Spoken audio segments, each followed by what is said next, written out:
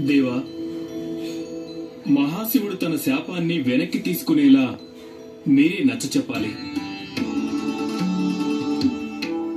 పార్వతీదేవి మత్స్యకన్యగా మారితే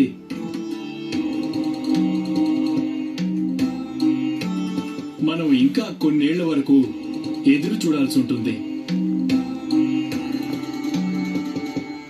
మహాశివుని ప్రతి మాట కూడా సదా లోక కళ్యాణ కారకంగానే ఉంటుంది.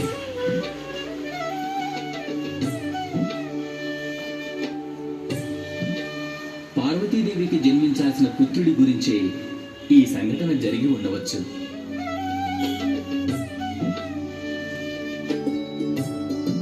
మీరు నిశ్చింతగా ఉండండి దేవేంద్ర. ఈ విశ్వంలో ప్రతి ఒక్క సంఘటన దానికి అనుకూలంగానే జరిగిపోతూ ఉంటుంది.